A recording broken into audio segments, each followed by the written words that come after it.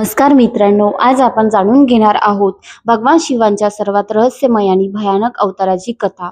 ही कथा आहे कालभैरवाच्या जन्माची। एक असा जन्म जो क्रोधातून झाला, एक असा अवतार जो अहंकार नष्ट करण्यासाठी प्रकट झाला।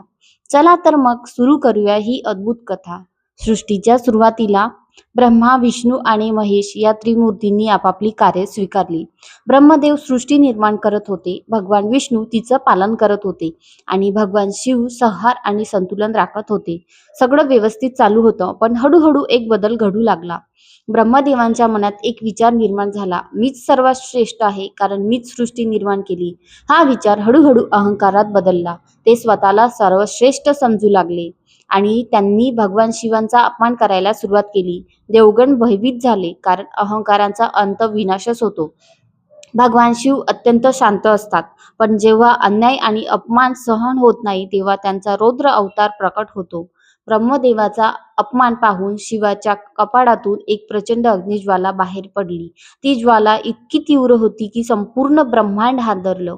त्या अग्निज्वालेतून एक भयंकर शक्तिशाली रूप जन्माला आलं। तो होता कालभैरव, भगवान शिवांच्या क्रोधातून जन्मलेला, अत्यंत भयानक आणि अद्वितीय शक्ती असलेला। त्यांचे डोळे लाल अग्नीप्रमाणे, केस विस्कटलेले, गळ्यात कवटीची माळ आणि हातात त्रिशूळ। त्यांच्या जन्माने संपूर्ण ब्रह्मांड थरथरलं। देवगण त्यांच्या या रूपाने स्तब्ध झाले। कालभैरवाचा जन्म एका विशेष उद्देशाने झाला होता। तो उद्देश होता अहंकाराचा नाश करणे। भगवान शिवांनी त्यांना आदेश दिला, जा आणि ब्रह्मदेवाचा अहंकार संपवा। कालभैरव तात्काळ निघाले।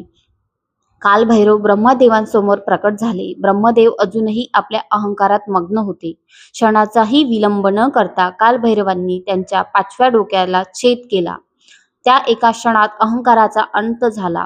पण ब्रह्मदेवाचं शिर छाटल्यामुळे कालभैरवावर ब्रह्महत्या दोष लागला। हा दोष दूर करण्यासाठी त्यांना पृथ्वीवर भटकंती करावी लागली। ते एक साधू, एक भिक्षुक बनले। हातात कवटी घेऊन ते फिरत राहिले।